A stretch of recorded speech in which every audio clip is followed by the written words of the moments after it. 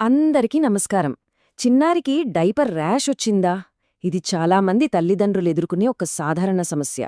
కాని దాన్ని ఎలా గుర్తించాలి, ఏం చెయ్యాలో తెలియక కొంచెం కంగారుగా ఉంటుంది కదా. పర్వాలేదు, ఈరోజు మనం దీని గురించే వివరంగా మాట్లాడుకుందాం. ఇది ఒక రకంగా పేరెంట్స్కి ఒక ఫీల్డ్ గైడ్ లాంటిదన్నమాట. ముందుగా ఒక విషయం మనం స్పష్టంగా గుర్తుపెట్టుకోవాలి. దాదాపు సగానికి సగం మంది పిల్లలకి వాళ్ల జీవితంలో ఎప్పుడో ఒకప్పుడు డైపర్ ర్యాష్ వస్తుంది. అంటే ఇది చాలా చాలా సాధారణం. కాబట్టి దీని గురించి పెద్దగా ఆందోళన పడాల్సిన అవసరం అస్సలు లేదు. ఇప్పుడు అసలు ప్రశ్న అదే, ఆ ర్యాష్ ఏంటి, దాన్ని ఎలా గుర్తించాలి, ఏం చేయాలి? ఈ ప్రశ్నలకే మనం సమాధానాలు వెతకబోతున్నాం. ఈ విషయంపై ఒక పూర్తి స్పష్టత తీసుకురావడమే ఈ విశ్లేషణ ముఖ్య ఉద్దేశ్యం. సరే, ముందుగా మనం ఎక్కువగా చూసే ర్యాష్ గురించి మాట్లాడుకుందాం. దాని పేరే ఇరిటెంట్ డర్మటైటిస్. పేరు కొంచెం కొత్తగా అనిపించినా చాలామంది తల్లిదండ్రులు చూసేది ఇదే. మంచి విషయమేంటంటే దీన్ని తగ్గించడం చాలా సులభం. అసలు ఈ ఇరిటెంట్ డెర్మటైటిస్ ఎందుకొస్తుంది? చాలా సింపుల్. ఎక్కువసేపు డైపర్లో ఉండే తేమ, అంటే యూరిన్, స్టూల్ లాంటి వాటి వల్ల బేబీ సున్నితమైన చర్మం చికాకుకు గురవుతుంది. అంతే. అందుకే ఇది అంత కామన్గా కనిపిస్తూ ఉంటుంది. ఓకే, దీన్ని గుర్తించడానికి ఒక సూపర్ క్లూ ఉంది. అదేంటంటే ఈ ర్యాష్ సాధారణంగా గజ్జల్లోని లోపలి మడతలకు రాదు. ఎందుకంటే ఆ ప్రదేశాలు కాస్త రక్షణగా ఉంటాయి కదా. సో ర్యాష్ మడతల్లో లేకుండా బయట కనిపిస్తే అది ఇరిటెంట్ డర్మటైటిస్ అయ్యే అవకాశం చాలా ఎక్కువ.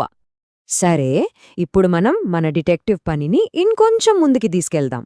ఇరిటెంట్ ర్యాష్ సాధారణమే అయినా కొన్నిసార్లు వేరే రకం ర్యాష్లు కూడా రావచ్చు. వాటికి కూడా కొన్ని ప్రత్యేకమైన క్లూస్ ఉంటాయి. అవేంటో ఇప్పుడు చూసేద్దాం.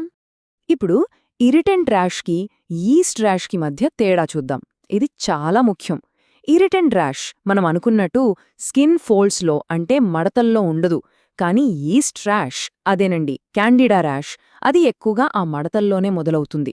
అంతేకాదు అది మెరుస్తూ బ్రైట్ రెడ్గా ఉంటుంది. దాని చుట్టూ చిన్న చిన్న ఎర్రటి చుక్కల్లా కూడా ఉంటాయి. ఇక్కడ మరో ముఖ్యమైన విషయం, ఒకవేళ బేబీ ఈ మధ్య యాంటీబయోటిక్స్ ఏమైనా వాడితే ఈస్ట్ ర్యాష్ వచ్చే అవకాశం ఎక్కువ. ఎందుకంటే యాంటీబయోటిక్స్ శరీరంలోని చెడ్డ బ్యాక్టీరియాతో పాటు మంచి బ్యాక్టీరియాను కూడా చంపేస్తాయి. దీనివల్ల ఈస్ట్ పెరగటానికి అవకాశం దొరుకుతుందన్నమాట. సరే, ఇప్పుడు బ్యాక్టీరియల్ ర్యాష్ సంగతి చూద్దాం. ఇరిటెంట్ ర్యాష్ సాధారణంగా పొడిగా ఉంటుంది. కాని బ్యాక్టీరియల్ ర్యాష్ అలా కాదు. దాన్నుంచి నీరు కారడం లేదా పసుపు రంగులో పక్కులు కట్టడం లాంటివి కనిపిస్తాయి. ముఖ్యంగా మలద్వారం చుట్టూ బాగా ఎర్రగా ఉంటే అది స్ట్రెప్ ఇన్ఫెక్షన్ కావచ్చు. ఇది కొంచెం జాగ్రత్తగా గమనించాల్సిన విషయం. ఇంకో రకం ర్యాష్ అలర్జిక్ ర్యాష్. ఇది ఎప్పుడొస్తుందంటే ఏదైనా కొత్త ప్రోడక్ట్ వాడినప్పుడు. అంటే కొత్త రకం డైపర్లు, వైప్స్ లేదా క్రీమ్ లాంటివి. ఒకవేళ కొత్తది వాడిన ప్రతిసారీ ర్యాష్ వస్తుంటే బహుశా అది అలర్జీ అయ్యే అవకాశముంది. ఓకే, ఇప్పటివరకు మనం ఏ ర్యాష్ ఎలా ఉంటుందో చూశాం. ఇప్పుడు అసలు విషయానికి వద్దాం. ఏం చేయాలి? చాలా వరకు తేలికపాటి కేసులకు ఒక సింపుల్ రొటీన్ ఫాలో అయితే చాలు. ఆ టూల్ కిట్ ఏంటో ఇప్పుడు చూద్దాం. ఈ 4 స్టెప్సు గుర్తుపెట్టుకోవడం చాలా సులభం. 1. డైపర్ని తరచుగా మార్చాలి. తడిగా ఉందని అనిపించిన వెంటనే మార్చేయాలి. 2. శుభ్రం చేసేటప్పుడు చాలా సున్నితంగా ఉండాలి. రుద్దకుండా మెల్లగా అద్దాలి. 3. గాలికి ఆరనివ్వాలి. కొత్త డైపర్ వేసే ముందు స్కిన్ పూర్తిగా డ్రై అయ్యే వరకు కాసేపు అలా వదిలేయాలి. ఇది చాలా ముఖ్యం. ఇక చివరిగా 4వది, ఒక మంచి ప్రొటెక్టివ్ క్రీమ్ను మందంగా పూయాలి. ఆ క్రీము ఎంత పూయాలి అనేదానికి ఒక మంచి పోలికుంది. కప్ కేక్ మీద ఐసింగ్ వేసినట్టుగా మందంగా పూయాలి అంటారు. అంటే అస్సలు మొహమాట పడకుండా మంచి మందపాటి లేయర్గా అప్లై చేయాలన్నమాట.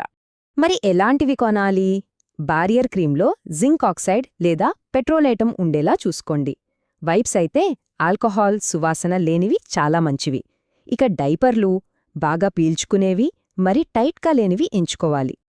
సరే, ఇప్పటివరకు మనం ఇంట్లో చేసుకోగలిగేవి చూసాం. కాని కొన్నిసార్లు డాక్టర్ని కలవడం తప్పనిసరి. ఎప్పుడు డాక్టర్ దగ్గరికి వెళ్ళాలి?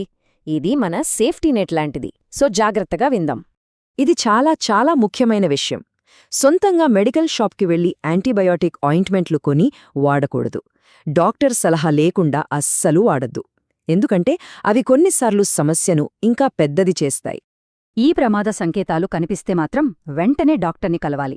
అవేంటంటే 2-3 రోజులు ఇంట్లో కేర్ తీసుకున్నా ర్యాష్ తగ్గకపోగా ఇంకా ఎక్కువైతే, ర్యాష్ మీద మొటిమలు, పొక్కులు లేదా చీముతో నిండిన పుండ్లు కనిపిస్తే, ర్యాష్తో పాటు జ్వరం వస్తే, బేబీకి చాలా నొప్పిగా, అసౌకర్యంగా అనిపిస్తుంటే, చివరిగా ర్యాష్ బ్రైట్ పింక్ రంగులో ఉండి అంచుల దగ్గర ఎర్రటి చుక్కలు కనిపిస్తే అది ఈస్ట్ ఇన్ఫెక్షన్ కావొచ్చు. దానికి ట్రీట్మెంట్ అవసరం. సో డాక్టర్ దగ్గరికి వెళ్తే వాళ్ళు సరిగ్గా నిర్ధారించి అవసరమైతే యాంటీఫంగల్ లేదా యాంటీబయాటిక్ క్రీమ్ లాంటి సరైన ట్రీట్మెంట్ ఇస్తారు. కాబట్టి ఏమాత్రం సందేహం ఉన్నా అస్సలు ఆలస్యం చేయకూడదు. సో చివరిగా ఒక్కటే మాట, బేబీ స్కిన్ని హ్యాపీగా ఉంచడానికి ఏదో మ్యాజిక్ క్రీమ్ లేదు. ఉన్నదల్లా ఒక సింపుల్, స్థిరమైన రొటీన్. అదే క్లీన్, డ్రై మరియు ప్రొటెక్ట్. అంటే శుభ్రంగా ఉంచడం, పొడిగా ఆరబెట్టడం మరియు క్రీమ్తో రక్షించడం.